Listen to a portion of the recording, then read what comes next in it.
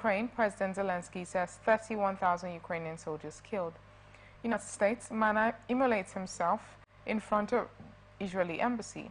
Australia, police search for bodies of Sydney couple.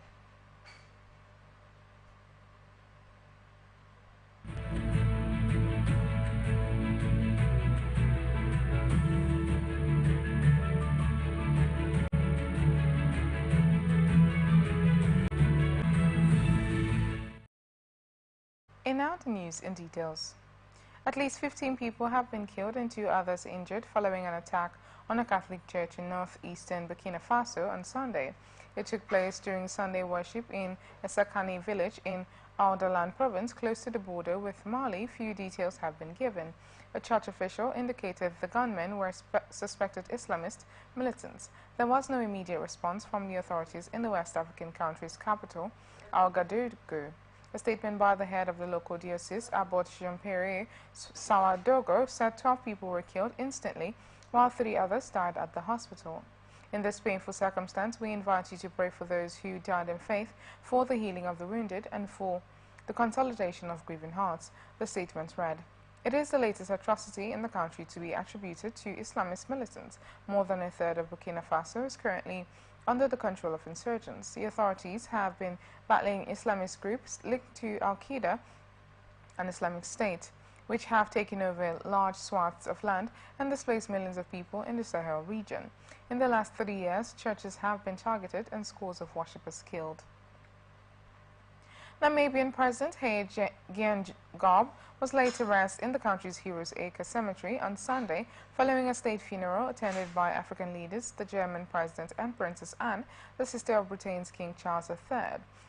Geingob died earlier this month at the age of 82 while receiving treatment for cancer. He was Namibia's 3rd president since it gained independence from apartheid South Africa in 1990. Before that, the Southern African country was a German colony. Geingob's widow, Monica Geingos, delivered a message at a memorial service on Saturday, paying tribute to her husband's rise from humble rural roots to be his nation's leader and a widely respected figure on the African continent. "You were born a peasant and died a president," Geingos said at the memorial service at a soccer stadium that was filled with mourners. At his funeral on Sunday, Geingob's coffin was draped in the Namibian flag and was carried in a glass case on the back of a military trailer. Representatives from 27 countries attended the funeral, including Princess Anne, German President Frank-Walter Steinmeier, Qatar President Tamim bin Hamad Al Thani, and 18 heads of states. The leaders of South Africa, Angola, Botswana, Kenya, Zambia, and Zimbabwe all attended. Steinmeier said at the memorial service, "It was time Germany extends an official apology to the people of Namibia for atrocities inflicted upon them during the 1904-1908 genocide, when German military forces killed approximately 50,000 to 65,000 of Namibia's Herero ethnic group and another 10,000 members of the Nama ethnic group." Geingob had pushed for preparations for the communities affected by the massacres more than a century ago. In 2021, the German government offered Namibia $1.1 billion in development funds to be paid over 30 years as reparations. It was rejected by the Namibian parliament and by the communities who asked for an improved offer. An Australian tourist has gone missing in Zimbabwe's Victoria Falls National Park, home to one of the world's national wonders. The country's park spokesman said. Zimbabwe's National Parks and Wildlife Management Authority spokesman Tinashe Farawo told the Associated Press that a tourist went missing in the vast rainforest on Friday. "We have a fully fledged team that includes the police looking for the tourist. We have deployed sniffer dogs, drones, and trackers on the ground," said Farawo. He said the tourist was 67 years old but did not share further details. Since such incidences are rare in Victoria Falls, a destination that attracts thousands of tourists from across the globe for its majestic water curtain that tumbles down more than 350 feet from the mighty Zambezi River to a gorge below, sending up a mist visible from miles away. A few cases have been recorded in other parks. A German tourist who went missing in Matusadona National Park, which teems with wild animals in northern Zimbabwe, was found alive and in good health 3 days after he was reported missing in October last year. Algeria inaugurated a gigantic mosque on its Mediterranean coastline Sunday after years of political upheaval transformed the project from a symbol of state-sponsored strength and religiosity to one of delays and cost overruns. Built by a Chinese construction firm throughout the 2010s, the Great Mosque of Algiers features the world's tallest minaret, measuring at 369 feet, the third largest mosque in the world and largest outside Islam's holiest city. Its prayer room accommodates 120,000 people. Its modernist design contains Arab and North African flourishes to honor Algerian tradition and culture, as well as a helicopter landing pad and a library that can house up to 1 million books. The inauguration would guide Muslims towards goodness and moderation, said Ali Mohammed Salabi, the General Secretary of World Union of Muslim Ulamas. Propagating a moderate brand of Islam has been a key priority in Algeria since government forces subdued an Islamic-led rebellion throughout the 1990s when a bloody civil war swept the country. Algerian President Abdelmadjid Tebboune inaugurated the mosque, fulfilling his promise to open it with great pomp and circumstance. The event, however, was mainly ceremonial. The mosque has been open to international tourists and state visitors to Algeria for roughly 5 years. An earlier ceremony was delayed. The timing allows the mosque to officially open to the public in time to host nightly prayers during the Muslim holy of Ramadan, which begins next month. Beyond its gigantic dimensions, the mosque is also known for the delays and controversy that characterized the 7 years it was under construction, including the choice of site, which experts warned was systemically risky. The state denied that in a news release Sunday, posted on the state news agency website. Throughout the delays and cost overruns, the project never stopped feeding Algerians anger, with many saying they'd rather have 4 hospitals built throughout the country. The project's official cost was $898 million. Israel's defense minister vowed Sunday to step up attacks on Lebanon's Hezbollah militant group, even if a ceasefire is reached with Hamas in the Gaza Strip. Hezbollah, which has been exchanging fire with Israel throughout the war in Gaza, has said it will halt its nearly daily attacks on Israel if a ceasefire is reached in Gaza. But Israeli Defense Minister Yoav Gallant said that anyone who thinks a temporary ceasefire for Gaza will also apply to the northern front is mistaken. We will continue the fire, and we will do so independently from the south until we achieve our goals, Gallant said. He said there is a simple aim to push Hezbollah away from the Israeli border, either through a diplomatic agreement or by force. Hezbollah began striking Israel almost immediately after Hamas triggered the fighting in Gaza with a deadly attack along Israel's southern border from the Gaza Strip on October 7. Tens of thousands of civilians on both sides of the Israel-Lebanon border have been displaced by the continued cycle of Hezbollah rockets and missile attacks and Israeli strikes and artillery fire. Hezbollah leader Hassan Nasrallah said in a speech earlier this month that the group would adhere to a ceasefire in southern Lebanon if a ceasefire should be reached in Gaza. But he said it would resume and escalate attacks if Israel continued to strike in Lebanon after any agreement with Hamas. A Lebanese security official said Sunday that 5 Hezbollah members were killed in 2 separate Israeli airstrikes on trucks in the border area between Lebanon and Syria. The official spoke on condition of anonymity because he was not authorized to share the information with journalists. Hezbollah announced that 3 of its fighters had been killed but did not say where. The Israeli military did not acknowledge the strikes on the Lebanon-Syria border, but announced that it had struck several sites in southern Lebanon in response to missile launches and that it targeted a terrorist cell in the town of Blida. The Indian Railways has ordered an investigation after a freight train traveled more than 70 kilometers without drivers. Videos shared on social media show the train zooming past several stations at high speed. Reports say the train ran without a driver from Kathua in Jammu and Kashmir to Hoshiarpur district in Punjab on Sunday. The railways say the train was brought to a halt and no one was hurt. Officials told the press that the incident took place between 7:25 and 9 o'clock local time on Sunday. The 53-wagon train carrying chipstones was on its way to Punjab from Jammu when it stopped in Kathua for a change in crew. Officials say it began moving down a slope on the railway tracks after the train driver and his assistant got off. The train moved at a speed of nearly 100 kilometers per hour and managed to cross about 5 stations before it was stopped. Soon after being alerted about the moving train, officials closed off railway crossing along its path. The train was stopped after a railway official placed wood blocks on the train tracks to stop the train, officials told PTI. The wooden blocks help reduce the speed of the train. Officials said PTI told PTI they are trying to identify the exact reason for the train's movement after it stopped at Kathua to avoid such incidents in the future. An Indian woman has accused a manager at one of the country's largest banks of defrauding her by siphoning off 160 million rupees from her account. Shweta Sharma said she had transferred money to ICICI Bank from a U.S. account, expecting it to be invested in fixed deposits. But she alleges that a bank official created fake accounts, forged her signature, took out debit cards and checkbooks in her name to withdraw money from her accounts.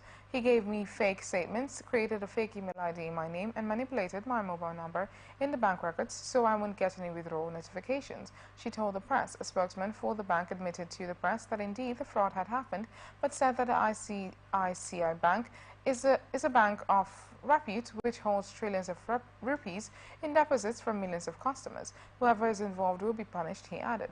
Ms. Sharma and her husband, who returned to India in 2016 after living for decades in the US and Hong Kong, met a banker through a friend. As the interest rate on bank deposits in the US was negligible, he advised Ms. Sharma to move her money to India, where fixed deposits were offering an interest of 5.5% to 6%. She opened an NRE account meant for non-resident Indians on his advice after visiting the ICICI's bank branch in Old Gurugram near the capital Delhi, and in 2019 began transferring money into it from a US account. Over a period of 4 years, from September 2019 to December 2023, we deposited our entire life savings of around 135 million rupees in the bank, she said, adding that with interest the sum should have grown to more than 160 million rupees.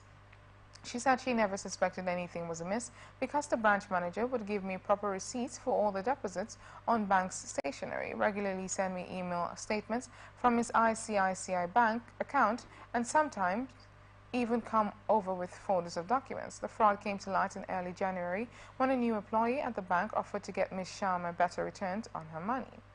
It was then that she discovered that all her fixed deposits had vanished. There was also an overdraft of 25 million rupees taken on one of the deposits. Bangladesh's critically endangered wild elephants have received a court order banning their adoption and protecting them from exploitation. Animal rights group welcomed the High Court suspension of all licenses, so young Asian elephants can no longer be captured and taken into captivity. Some of the animals have been used for begging, circuses, or street shows. There are now only about 200 of the elephants in Bangladesh, with about half of those living in captivity. The country used to be one of the major homes for the Asian elephant, but poaching and habitat loss has caused a marked decrease in their numbers. Under the previous scheme, young elephants could be taken into captivity, where the Forestry Department issued licenses to logging groups who would use the animals to haul logs. Others ended up in circus groups. Such exploitation broke the terms of the licenses, the court said. Rakibul Haque Emil, head of animal rights group People for Animal Welfare Foundation in Bangladesh, said it was a landmark order. In this name of training elephants, private licenses, including circus parties, brutally separate elephants' calves from their mother, shackle them for months, and then torture them to teach them tricks, he said. He said how it was now hoped that captive elephants could be rehabilitated. Actor Jaya Ahsan launched a legal case alongside Paul and said he hoped it would be the end of harsh training that could be inflicted on the animals. A spotlight was shown on the issue last year when a young elephant was killed by a train after being used for begging on the streets. They are often painted in bright colors and forced to perform tricks by their captors. And in 2019, 2 emaciated elephants were rescued by police after being used for roadside begging. Serbia on Sunday sent a protest note after Croatia's foreign minister described President Aleksandar Vučić as a Russian satellite in the Balkans. It was the latest spat between the two neighbors, which have been at odds for most of the time since the bloody breakup of Yugoslavia in the 1990s. Croatian Foreign Minister Gordon Radman told press on Saturday that Vučić must decide which side he is on, Russia or the European Union, because it is impossible and uncomfortable sitting on 2 chairs at the same time. He shouldn't have a big dilemma, Radman said, adding that Vučić can remain Moscow's ally, but malign Russian influence that could undermine the stability of the Western Balkans will not be allowed. The populist leader and other Serbian officials reacted with anger. The Croatian minister did not only brutally interferes in the internal affairs of Serbia, but as usual he lies and insults the Serbian people and threatens its citizens, Visic said on Instagram. Grlic Radman is right about one thing: maybe I am someone's satellite, but I have never been anyone's servant, which cannot be said for Grlic Radman. In his protest notes, the Serbian Foreign Ministry said that it expects that in the future Croatian officials will refrain from statements that represent interference in the internal affairs of Serbia and will lead a policy of reconciliation and good neighborly relations between the two states. Vladimir Zelensky says 31,000 Ukrainian soldiers have been killed during Russia's full-scale invasion. The Ukrainian president said he would not give the number of wounded, as that would help Russian military planning. Typically, Ukraine officials do not make casualty figures public, and other estimates are much higher. It comes after the defense minister said half of all Western aid for Ukraine has been delayed, costing lives and territory. Mr. Zelensky said on Sunday that he was providing an updated death toll in response to the inflated figures that Russia has quoted. 31,000 Ukrainian soldiers have died in this war, not 300,000 or 150,000 or whatever Putin and his lying circle are saying, but each of these losses is a great loss for us. Speaking about the wider losses in the war, Mr. Zelensky said tens of thousands of civilians had died in the areas of Ukraine occupied by Russia, but the true number was unknown. I don't know how many of them died, how many were killed, how many were murdered, tortured, how many were deported. It is rare for Ukraine to provide a military death toll, and other estimates suggest a much higher number. When Ukrainian miner Vasil Yavorsky donated his own wages to striking Welsh miners in 1984, he never thought that help would one day be returned. However, a group of Welsh miners have now loaded up on medicine and supplies and driven from South Wales to Crieff to repay their old favour. The convoy is supplying much-needed aid to miners fighting on the front line after 2 years after Russian forces invaded. They did not forget about us, just like we didn't in 1984, said Vasil. Communities in Wales affected by the miners' strike in the 1980s received much-needed support from the former Soviet Union and from around the world. We are mining brothers. I remember the donation box we had. Everyone donated as much as they could, and it sent it to those miners, said Vasil. Now, 40 years later, we are in need, seeking help, and our English and Welsh friends responded and are helping our soldiers on the front line. An 84-year-old Australian man who travelled to Afghanistan last year and was arrested there was released by the country's Taliban rulers, the Austrian government said Sunday. The Austrian Foreign Ministry, in a statement, identified the man as Herbert Fritz and said he arrived in Doha, Qatar, from Afghanistan on Sunday afternoon. If necessary, he will be given medical treatment before continuing on to Austria, it said. A spokeswoman for the Austrian Foreign Ministry told press that Fritz had been held in a prison in Kabul. He was not immediately available for comment.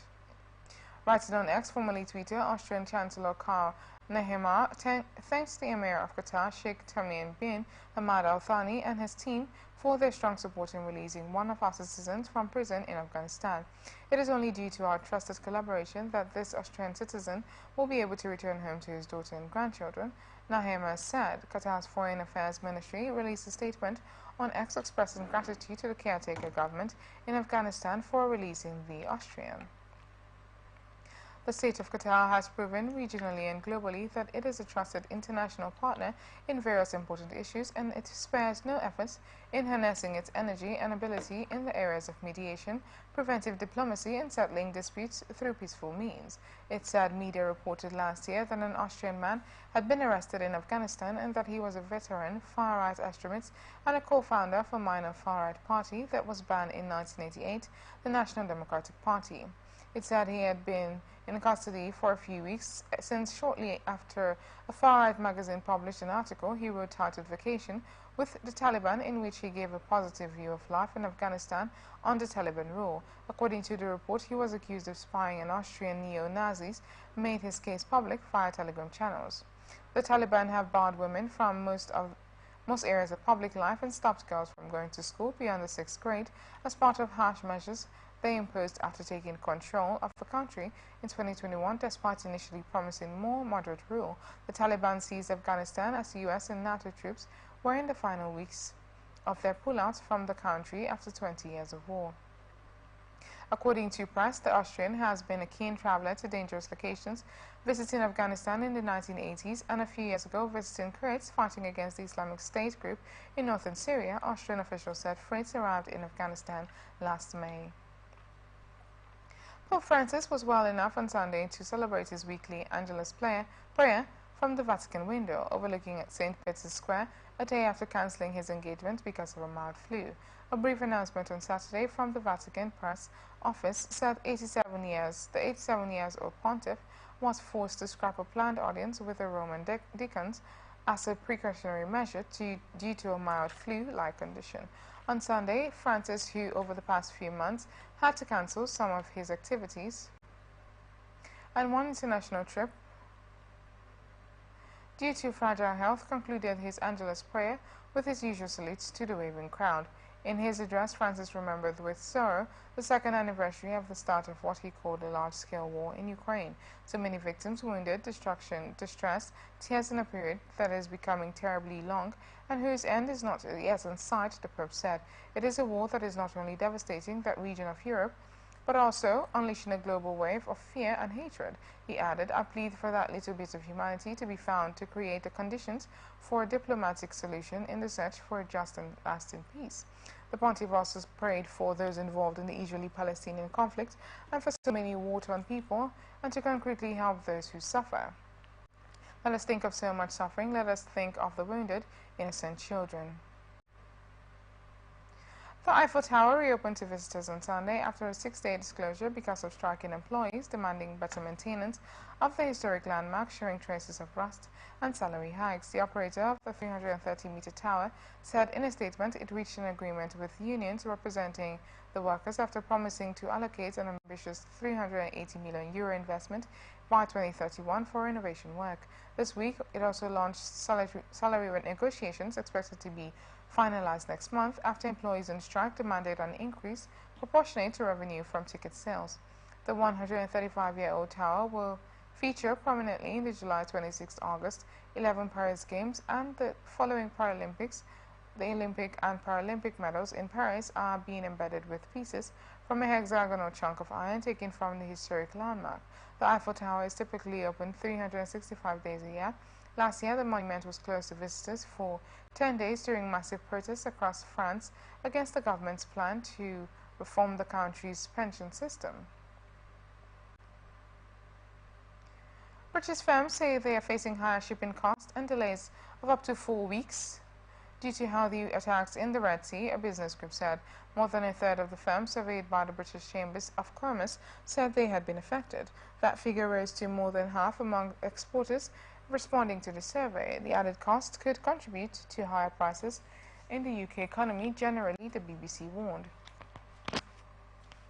There has been spare capacity in the shipping freight industry to respond to the difficulties, which has brought us some time. William Bain, BCC head of trade policy, said, "What our research suggests that the longer the current situation persists, the more likely it is that the cost pressures will start to build.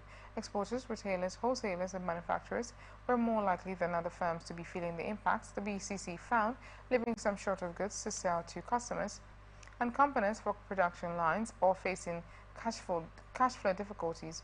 Rerouting shipments around the southern tip of Africa, the Cape of Good Hope, was adding an extra 3 to 4 weeks to delivery times, the BCC said, with some firms citing price rises of more than 300% for container hire, it said. You are watching the international news on Atlantic Television Network. We return after this break. From the line across the ocean to the land beyond the mountains, through the Sahara, we bring on sport news, live analysis, expert discussions on trending stories in politics, business, socio-economic, sports, and documentaries. So catch all the updates on the happenings around the globe. Stay focused on the fact today, only on ATN.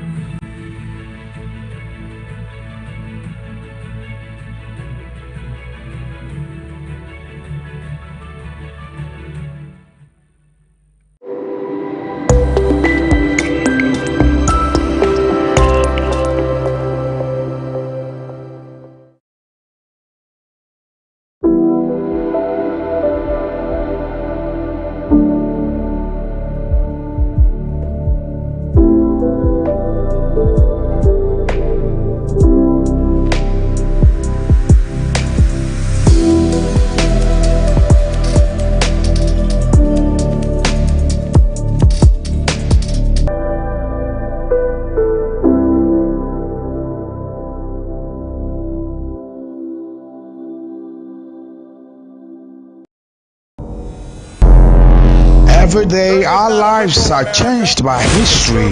We are one people, all of us. Leaders, politics, Nobody's ambition is what the blood. I have fought a very family.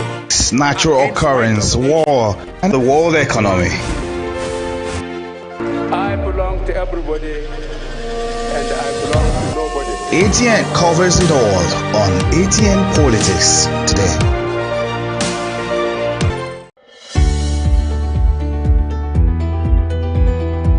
People into the country illegally. That is amazing. Honorable You human on the point of order. Honorable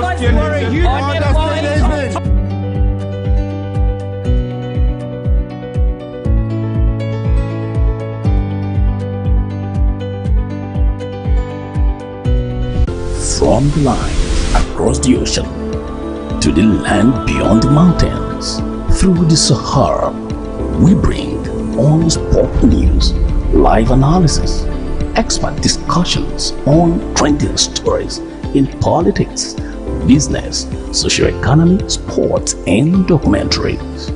So catch all the updates on the happenings around the globe. Stay focused on the fact today, only on ATN.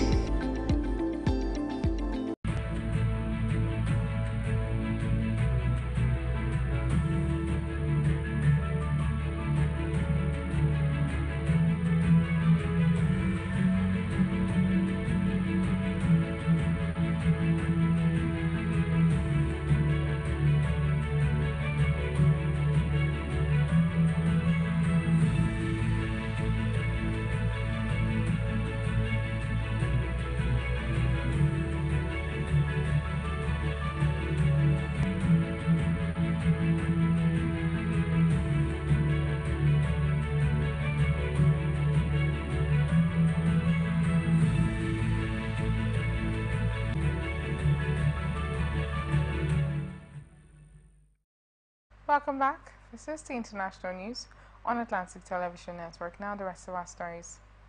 2 U.S. senators looking to crack down on the number of packages from China that enter the country duty-free are calling on President Joe Biden to take executive action, saying U.S. manufacturers can't compete with low-cost competitors.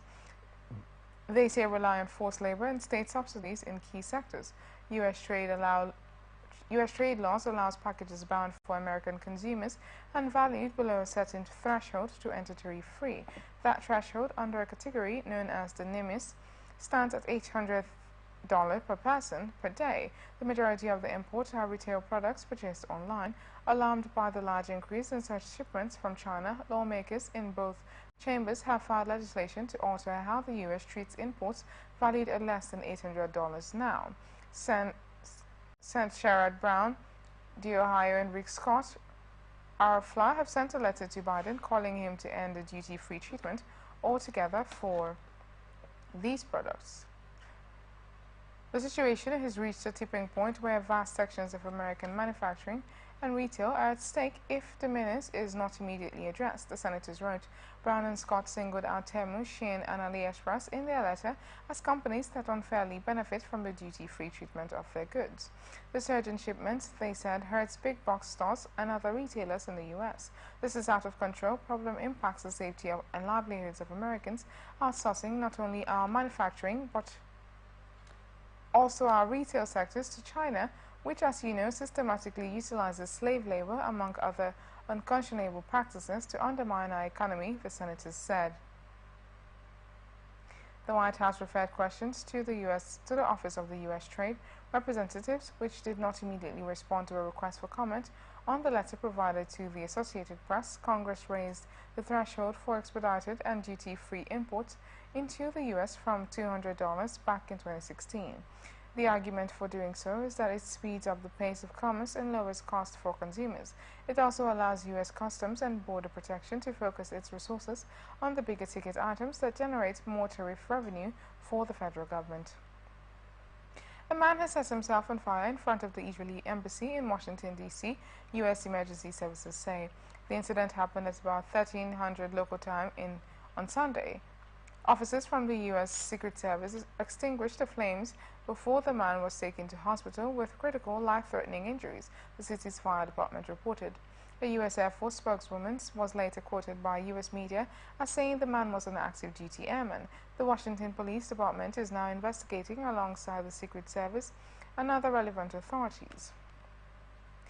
In a statement, police in the U.S. Capitol said the incident happened at the 3,500 block of International Drive, NW, at approximately 1 p.m., and that officers were dispatched to assist the United States Secret Service after an individual set themselves on fire in front of an embassy in the block. The statement added that an adult male was then taken to the hospital where he remained in critical condition.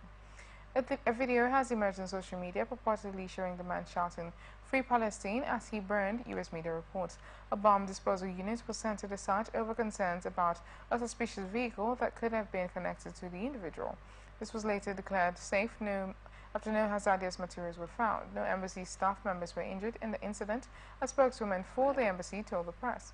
In a statement, the Israeli Foreign Ministry said the man was not known to embassy staff. The eldest son of Mexico's president and the governing party's presidential candidates said Saturday that their telephone numbers were published on social media and that they have received threats and insults. Both denounced the action. The incident came a day after President Andres Manuel Lopez Obrador disclosed the phone number of a reporter for the New York Times, which published a story about a U.S. probe into claims that Lopez took money from drug traffickers. Lopez Obrador denied the allegations. The first to report the release of his phone number was the president's oldest son, Jose Ramon Lopez Beltran, who wrote on the X platform that he considered the action a kind of vengeance and said it puts his family in danger. It wasn't immediately clear who made the number public, Lopez Beltran said. The incident began with a letter that contained threats and lies directed at the president and his sons. He did not elaborate. On Saturday, Mexico's president told reporters that it was embarrassing for them to act that way, referring to everyone involved. He spoke while visiting the city of Mazatlan and once again criticized the New York Times report, saying, "We are not taking a single step back in the defense of liberty and justice." Lopez Beltran said it was the second time that his phone number has been published and noted he has also been harassed by cameras and drones everywhere he has lived. Lopez Beltran also blamed the New York Times reporter Natalie Kidroff for her phone number being made public, saying she provided the number thinking that the president would respond to her slander. Hours later, the presidential candidate of Lopez Obrador's Morena party, Claudia Sheinbaum, as well as the party's Secretary General, Citlali Hernandez, announced that their numbers also had been leaked and that they were receiving offensive calls and messages. It is obvious what they want to do. Again, their attacks are as crude as they are harmless, Sheinbaum said on her social media account and posted a screenshot of one of the messages she received. The leak of the phone data was condemned by Adrian Alcala, head of the National Institute of Transparency, Access to Information and Protection of Personal Data, an autonomous body that guarantees access to information and the protection of personal data in Mexico. Brazil's Supreme Electoral Court has voted 5-2 to bar ex-President Jair Bolsonaro from running for 8 years. Mr. Bolsonaro was found guilty of abusing his power ahead of last year's presidential poll. He had been accused of undermining Brazilians' democracy by falsely claiming that the electronic ballots used were vulnerable to hacking and fraud. Mr. Bolsonaro's lawyers are expected to appeal against the verdict. They have argued that his statements had no bearing on the election result. The ban is backdated to 2nd October 2022, when the presidential election took place. If the verdict is allowed to stand, Mr. Bolsonaro will not be eligible to take part in the next presidential election in 2026, but will be able to run again in 2013. He will also be barred from municipal elections during 2024 and 2028. Mr. Bolsonaro called the decision a stab in the back and said he would keep working to advance right-wing politics in Brazil. The case against the ex-president revolved around a speech he gave while he was still president in 2022. On 18 July, he invited foreign diplomats to his residence in the capital, Brasilia, where he falsely claimed that the electronic voting machines used in Brazil were prone to being hacked and open to large-scale fraud. Mr. Bolsonaro maintained that he simply explained how elections work in Brazil and did not criticize or attack the electoral system. But the speech came amid a polarizing presidential campaign, which saw Mr. Bolsonaro being challenged for the top job by his arch-rival, left-winger Luiz Inácio Lula Silva. The bitterly fought election went into a runoff by 30 30th October and was won by an extremely narrow margin by Lula. Mr. Bolsonaro never publicly acknowledged his defeat and left Brazil for Florida 2 days before Lula was sworn in as president. His supporters, who refused to accept the outcome of the election, stormed Brazil's Congress, the presidential palace, and the building housing the Supreme Court on 8 January. Former Brazilian President Jair Bolsonaro has claimed he has been a victim of political persecution since leaving office just over a year ago. He told tens of thousands of supporters in Sao Paulo that the coup allegations against him were a lie. He also called for an amnesty for hundreds of his supporters convicted for attacks on public buildings. Police are investigating whether Mr. Bolsonaro incited a failed coup after losing the 2022 election. Addressing Sunday's rally in Brazil's largest city, the 68-year-old former president dismissed the allegations against him as politically motivated. He said it was time to forget the past and let Brazil move on. He also used his speech to talk about the next presidential elections in 2026. Mr. Bolsonaro is still barred from running for office for 8 years for undermining the electoral system in Brazil and claiming the last election was fraudulent. Despite there being no evidence of electoral fraud, huge crowds wearing yellow and green, the colors of the Brazilian flag, gathered to hear Mr. Bolsonaro speak. Those I have spoken to say they are here demonstrating for freedom, and in particular, freedom of speech. They criticize what they see as threats to put Mr. Bolsonaro in prison for saving his opinion. Several of his supporters at the rally repeated unproven claims that the last election was fraudulent. He had asked them not to bring his posters saying this or criticizing institutions like the Supreme Court. Caribbean leaders met with embattled Haitian Prime Minister Ariel Henry on Sunday to talk about his country's unrelenting gang violence, with one top official noting that his continued presence as head of government remains a main stumbling block to progress. Bahamian Foreign Minister Fred Mitchell told press that opposition leaders and other groups in Haiti oppose Henry as Prime Minister, even as the regional trade bloc known as CARICOM keeps trying to help change the country's situation. Mitchell said the international community also questions how the country would function if Haiti's Prime Minister resigns or is removed, adding that there's need to be a political solution. In a brief comment to press, Henry said that calls for his removal are a power grab and that nothing will happen unless we work together. Earlier this month, demonstrators across Haiti organized protests that turned violent as they demanded that Henry resign. Mitchell spoke to the AP after meeting with Henry and other Caribbean leaders behind closed doors in Guyana before a 4-day CARICOM summit in the South American country. Officials including U.S. Ambassador Linda Thomas-Greenfield and U.S. Assistant Secretary of State for Western Hemisphere Affairs Brian A. Nichols are expected to attend. Mitchell said that Caribbean leaders were scheduled to meet with Thomas-Greenfield on Monday morning. Haiti is the only topic, nothing else really, he said. In a statement Sunday, Haiti's government said that Henry would attend the CARICOM summit, which will host talks about the participation of Caribbean countries to help boost the UN-backed deployment of Kenyan police officers to help fight gang violence. Nations including Jamaica, the Bahamas, Belize, Burundi, Chad, and Senegal have said they plan to send forces. After the CARICOM summit, officials say that Henry is scheduled to travel to Nairobi, Kenya, to finalize the modalities of the deployment, which has been halted by a court order. Michel said that the international community has pledged more than $100 million for the mission to Haiti, with the U.S. pledging another $200 million, adding that the political situation remains problematic.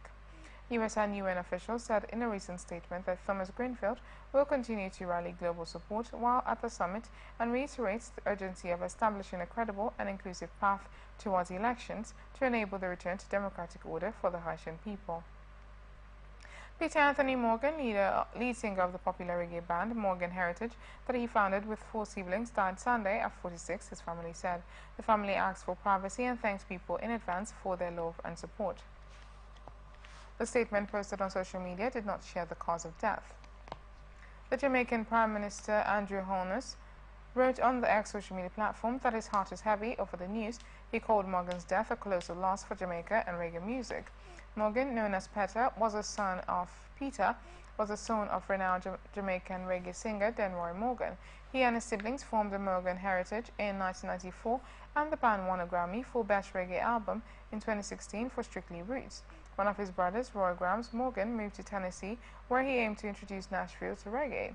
If you follow reggae music and country music, it is a lot of storytelling, Morgan told Pressman in 2018. In reggae, we tell the story of people suffering. The other people who helped found the band were Una Morgan, Naika Malukes Morgan, and Mehmet Latel Mr. Mojo Morgan. Australian police have been searching a remote property for the bodies of a TV presenter and his boyfriend after their suspected murders last week. Detectives allege Jesse Byrd and Luke Davis were killed by seven police officers in a Sydney house last Monday. Senior Constable Beaumont Lamar Condon, who once stated Mr. Byrd has been charged with 2 counts of murder, he has not commented on the charges.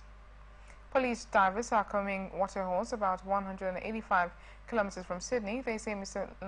Lamar Condon, 28, may have left the pair's bodies on the remote Bongonia property after moving them in a white hire van from the alleged murder scene in Mr. Baird's home. On Monday, New South Wales police said the suspected killer had taken an acquaintance to the Bongonia property last Wednesday.